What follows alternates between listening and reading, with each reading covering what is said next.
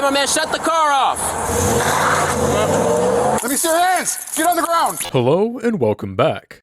We have a wild case for you today as we examine the outcome of 3 young men deciding to take a stolen pickup truck for a joyride. Their peaceful drive quickly turns into a high-speed police chase, and just minutes later, officers are left to deal with a gruesome crash, extensive damaged property, and 3 20-somethings fleeing through Illinois on foot. Buckle in because we have footage of the entire ordeal, from the initial discovery of the vehicle to the crash and the final foot chase. New Year's Eve 2022, 3 o'clock in the afternoon. Officer Moore of the Joliet Police Department is making his rounds through the streets of Joliet, Illinois, when he makes an important discovery. A silver Dodge Ram pickup truck. More specifically, the exact same pickup that was reported stolen from an Enterprise Rent-A-Car center in the nearby suburb of Bolingbrook. The officer follows the vehicle while he waits for backup, and once his comrade Officer Desiderio joins in behind him, he activates his lights and pulls the truck over. 181 from West Cover, where you at? I'm at Essington and Black. He's stopping at red lights.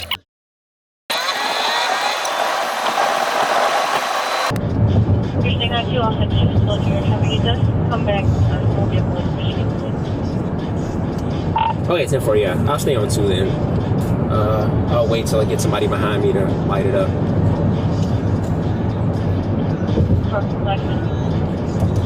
Still going northbound Essington, passing Ingalls now. Still northbound Essington, passing Ingalls.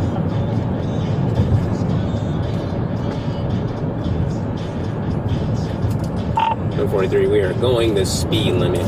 It's not trying to take off or anything yet.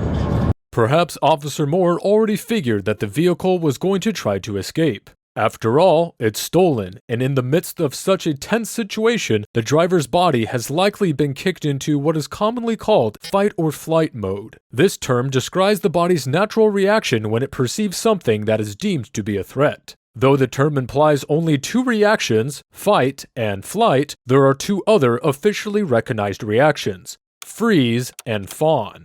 So unless the suspect plans to fight, which is both undesired and unlikely, freeze, which would essentially be surrendering, or fawn, which would be to try to befriend the officers in hopes that they'll go easy on him, then logic dictates that he's going to make a run for it. Minutes later, Officer Desiderio responds to Moore's call for backup. 181 on 2. You still northbound Essington? Yeah, 10-4, we're just pulling up to Theodore now at the red light. Essington, Theodore, pulling up to the red light. Control, no, you copy. 10-4. What side you have to go over there? Church.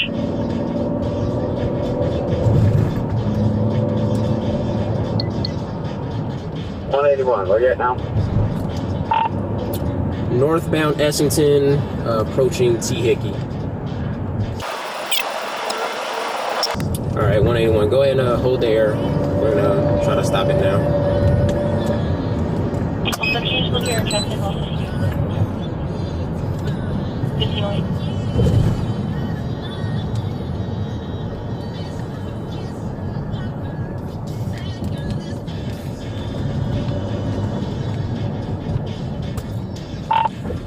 We're turning onto Friday now. Looks like he's pulling over. Turning on to Friday. Male Hispanic driver. Looks like there might be some children in the back. Male Hispanic driver. Children. Hey, my man, shut the car off!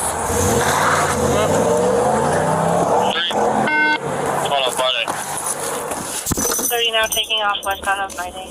Lincoln Road, just happened to traffic. That's happened through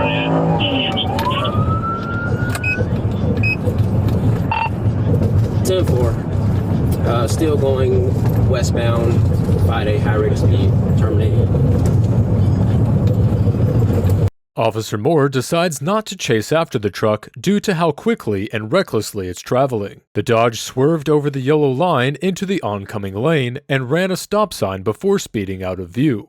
By taking off, the suspect has committed a Class A misdemeanor in the state of Illinois, punishable by as many as 12 months in jail and hefty fines. According to Section 11-204.1 of Illinois state statutes, the charge is bumped up to aggravated fleeing and eluding if the vehicle is at a rate of speed at least 21 miles over the speed limit, causes bodily injury to an individual, causes damage in excess of $300 to property, involves disobedience of 2 or more official traffic control devices, or involves the concealing or altering of the vehicle's registration plate in the act of escaping the officers. So far, Officer Moore has witnessed the driver commit 2 of those infractions as it sped haphazardly away from the scene. Fortunately, the stolen vehicle would be forced to stop at the end of Friday Road, but not by an officer.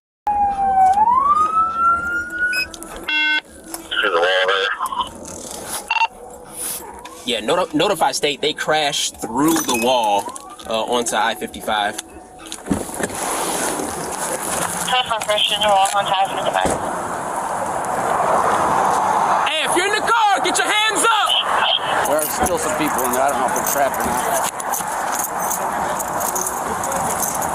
Is there anybody in there? None of the officers witnessed the crash themselves, but from the positioning of the truck, it looked as if the driver was attempting to make a right onto Frontage Road from Friday, but was perhaps going too fast and in any case ended up plowing directly into the stone partition that separated Frontage from Interstate 55. When officers approached the devastated vehicle, they were prepared for the worst, the duty of extracting several dead bodies from the ruins. However, as they got closer, it was apparent that there was no one, dead or alive, inside. Fortunately, there were homes very close by, which meant multiple eyewitnesses could explain just what happened.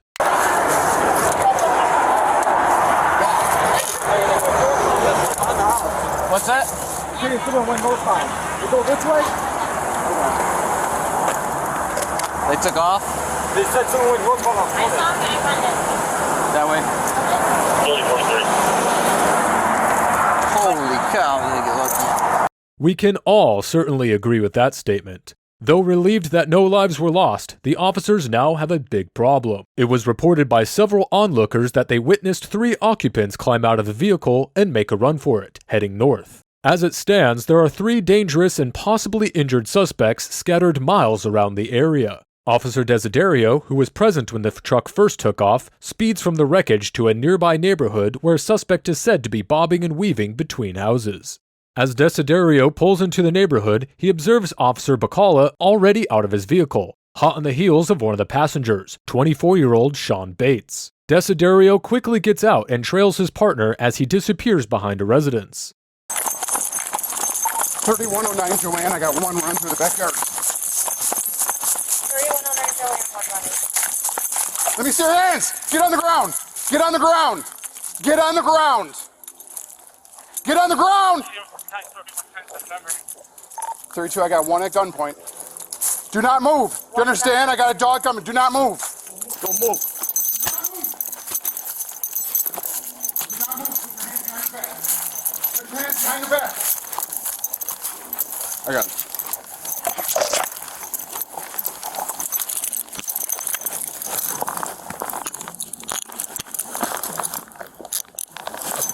You got anything else, honey? Where the others at? The other 2 are facing their own set of problems as they try to put distance between themselves and the law. While they try their best to find an escape route, Officer Palmer has just left the crash site and is driving north, following another tip that a suspect was spotted running through a field near Canton Farm Road. Another patrolman, Officer Pod, arrived at the field just minutes before Palmer and found that the tip was spot on. Yep, there's 2 of them. They're running back this way. They're starting to run back towards the rear of the house. Let me see your hands! Put your hands up! Subject, they're running westbound to the rear of the house. Put your hands up! Okay, they split. One's going east, one's going west.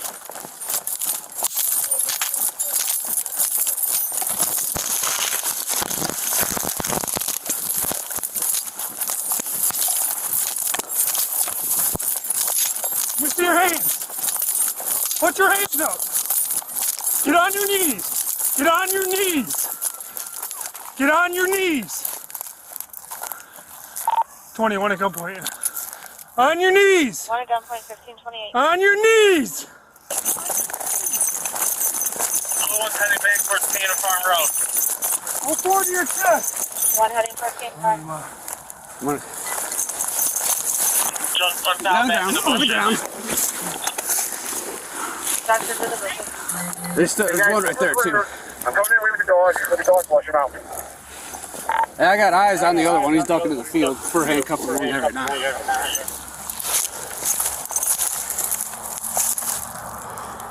I'll go get him. You good with Stay him? here. I got him. Stay. All right. He's running towards Cannon Farm Road. He's going to be at Cannon Farm Road in about 1 All right, second. dude, we're going to sit you up, right? Running towards Roll Game over. Farm. Sit up. 24, I'm headed Cannon Farm for frontage. 25,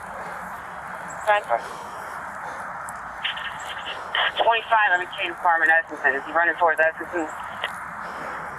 No, he's right where they took the other guy in custody. He's still headed towards Cannon Farm Road. Somebody's chasing him. Fed's making contact with him. You got a thing on? You guys going to poke me, stick me in any of that? 20, I got. All right, let's say. 20, yes, I'm 10 I'm with 20. Yeah. William Hall. Are you able to stand up?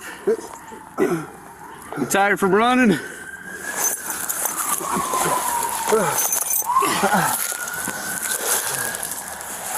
That's good. I'll get you address. We're your passenger. Can you check my location on the map? Are you? I gotcha. Not your pills? What's your name? Crossroads 3305 it looks like.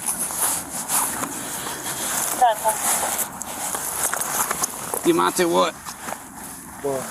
Barber? From around here? What's that?